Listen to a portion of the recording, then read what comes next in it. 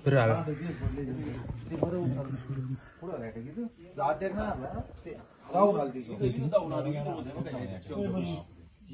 टाक पाणी टाकाय गेली नारळाच्या आणि सटकन जोरात एवढी मोठ्या नारळी जोरात पडली खाली काय काय त्याची गेली हा इथून गेलो परत मागे इथं घुसलं पाऊल असेल इथं घरचं झाल्यासारखं झालं ना. अहो त्या दिवशी मला तर वाटेव इथं बाहेर एवढं कमरे एवढे डायरेक्ट बारीक आहे का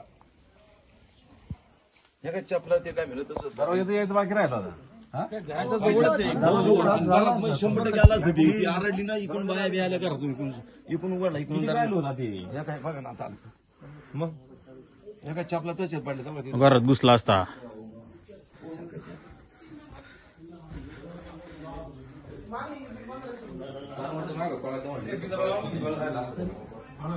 माझं फक्त एवढंच म्हणणं आहे आज माझा जीव वाचला असं किती जणांचा जीव वाचवायचा असेल तर तुम्ही याच्यावर कारवाई केलीच पाहिजे. प्रत्येक घरी तुम्ही सांत्वन करायला जाता परत 8 दिवसांनी परत त्या कुटुंबाकडे डोकून बघायचं नाही. जिवंतपणे असेल तुम्ही करा ना काहीतरी त्याचं मेल्यावर तुम्ही काय ना हे करता पैशाचं काय करायचं आम्हाला माणसं महत्वाची तुमचं 50 लाख घेऊन आम्ही करणार काय त्याचं. सरकारकडे तुमची काय विनंती सांगा ना ते सरकारकडे आम्हाला एवढीच मागणी आहे काय ना तुम्ही वाघांची ना बंदोबस्त करा शासनाला बंदोबस्त म्हणजे इथं एक सुद्धा ठेवू नका तुम्ही जे आमच्यावर खर्च करणार ना तिकडे नेऊन खर्च करा एवढीच मागणी आहे. तुम्ही कुठं पाहिलं होतं तिथं कोपऱ्यावरती जाताना बघितलं काल सकाळी 6:30 नाही रोजच दिसतो तुम्हाला रोज म्हणजे आमचा घरचा पाहुणाच झाला आम्ही फरशीला येते तेव्हा सुद्धा आम्हाला खाली पाटात दिसला होता. आणि हे आमचे होते तेव्हा सुद्धा पिंजऱ्यात जातच नाही काय नाही पिंजरा लावून जवळजवळ 8-10 दिवस झाला आता त्याच्यात 2 कोंबडे ठेवले सगळे केले पण काय अजिबात वाघ जात नाही त्याच्यात डायरेक्ट घरा पुढे बिडतो वाघ माणसाला. बरं आता दादा सांगा दिवसा इथं काम आहे शेतात जायचं का नाही आम्ही कपडे लहान पोर शाळेत जातात एकतर आमचा रस्ता बघा तुम्ही कसा आहे.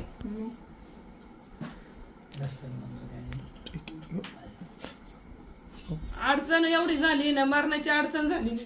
आपल्या हिवरेतर्फे नारायणगाव भोरमाळ्यात अत्यंत दुर्दैवी घटना खरं तर ही धक्कादायक आहे कारण आमच्या मनीषाताई नंदाराम बोर यांच्यावर 8:30 वाजता बिबट्याने हल्ला केला आणि आज खरं तर बिबट्या घरापर्यंत आला अशी परिस्थिती झाली.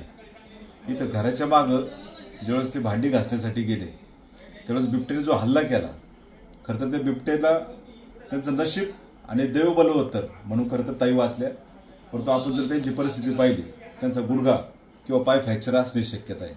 त्या ठिकाणी गुडघ्याला दुखापत झाली त्या धावपळीत म्हणजे त्यांनी जीव वाचून ते पटकन आतमध्ये घरात पळाले. आज घराच्या दारापर्यंत बिबट्या आलाय. आज खरं तर जुन्नर तालुक्यात अशी परिस्थिती निर्माण झाली लहान मुलांनी आमच्या शाळेत जायचं का नाही आमच्या महिलांनी घराच्या बाहेर पडायचं का नाही ही किती वाईट परिस्थिती झाली. आम्ही वारंवार सांगतोय की जुन्नर तालुक्याच्या बाबत या सरकारने गांभीर्याने विचार करायला पाहिजे. इथल्या सगळ्या लोकप्रतिनिधी सगळ्यांनी पक्ष राजकारण बाजूला ठेवा काय करायचं.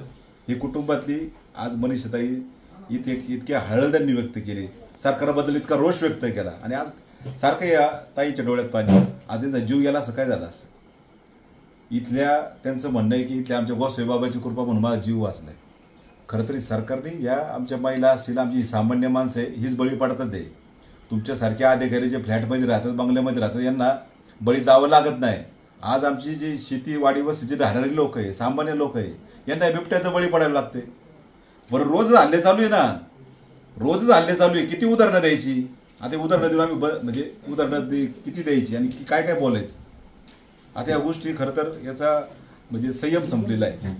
जुन्नर तालुक्यातील सामान्य माणसाचं म्हणतो मी राजकारण्याचं काय करायचं करू द्या पण सामान्य माणसाचा आता संयम संपत चाललाय.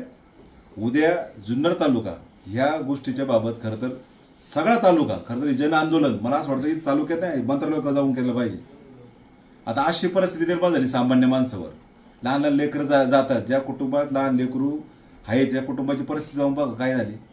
वनमंत्र्यांचा अजून एकही इथे व्हिजिट नाही एकही भेट नाही की वनमंत्र्यांनी जुन्नर तालुक्याच्या बाबत काहीतरी हा बिबट्या प्रवण क्षेत्र आहे म्हणून काहीतरी उपाय काढला. काय उपाय काढला. माणसं व्यायला पैसे द्यायचा फॉरेस्टवाले कधी येतात पैसे द्यायला येतात कुटुंबाला आम्हाला माणूस महत्वाचा आहे. काय पडले तुमच्या पैशाचं?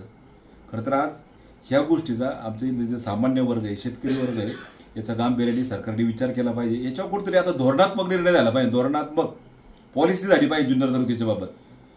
किती दिवस आमच्या लोकांनी आंदोलन करायची, काय करायचं. जुन्नर तालुका हा छत्रपती शिवाजी महाराजांची जन्मभूमी आहे. आणि जर तुम्ही छत्रपतींचं नाव घेऊन जर सरकार जर सत्तेत येत असेल तर ते छत्रपतींचे मावळे संकटात आहे ना आज जुन्नर तालुक्यातले.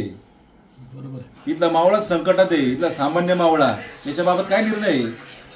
हा फार विषय सेन्सिटिव्ह आहे, फार गांभीर्याने घेण्याची गरज आहे. आज खरं तर ह्या आमच्या ताईचा खरं तर जीव वाचलाय. ठीक आहे, आम्ही आधार द्यायला येऊ. किती दिवस आम्ही आधार द्यायचं कुटुंबांना? निर्णय झाला पाहिजे ना काहीतरी. इथं बघा सगळं कुटुंब भेदरून गेले.